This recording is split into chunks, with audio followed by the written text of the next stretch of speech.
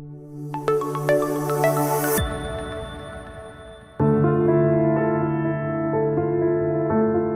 can ever forget the image of those burning, fiery eyes of Reb Aaron Kotler, Zecher Tzadik V'Kodesh Livracha, the Lakewood Rosh Yeshiva?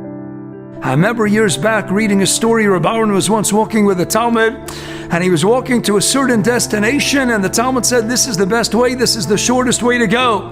And Reb Aaron said, no, I sense that there's some preachers, there are things there on the path that I don't want to look at. I'd rather go and take a different route, albeit a circuitous one. I'd rather go in another way. And the Talmud says, Rebbe, we can't go that way because there's some wild dogs that sometimes scare people with their barking, and they instill fear and to any passersby. We can't go that way. Dogs. Rav Aaron said, we're not going to take a chance. I don't want to go ahead and walk in a pathway where I might see something that I am not supposed to see. I'd rather take the circuitous longer route. And sure enough, they took that route, and the dogs came out and they were barking, fierce barking, and they started running after. Rav Aaron turns around, looks at the dogs, and they're frozen in place. And of course, the dogs don't go near Rav Aaron, the dogs don't touch Rav Aaron.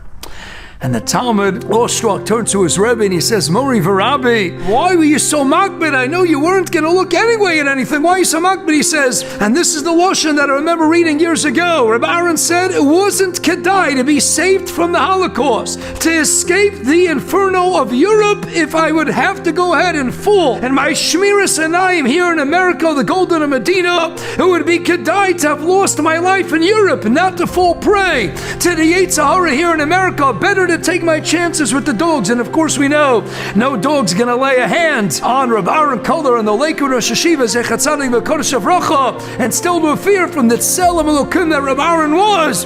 All Reb Aaron had to do was take those fiery blue eyes, and no dog is gonna come in proximity to the Heilige Reb Aaron Kotler. It wasn't kedai to be saved from the inferno of the Holocaust. I would have to go ahead and lose my Kedushas Einayim. That's Reb Aaron Kotler, and thus we're not surprised when Moshe Feinstein used to say, a person can be learning Torah all day, and he can go home at night and he can look wrongly at one single billboard, and he can go out and divorce himself from all the Kedusha that he absorbed, mitochas Torah, mitochas Tefillah. More of Rabbaisa, you're learning all day, you're davening, you're striving and steiging in Inyonei Kedusha. Don't lose it with looking at one inappropriate thing. You can take all that Kedusha and you can jettison it all with the one forbidden look. Shmiras Anayim, Moshe, Reb Aaron. They're the Rosh Yeshivas who built up Torah in America today. Yes, even in America, you can live a life characterized and defined by Kedusha Atzuma, following the pathways of Reb Aaron Kotler and Moshe Feinstein.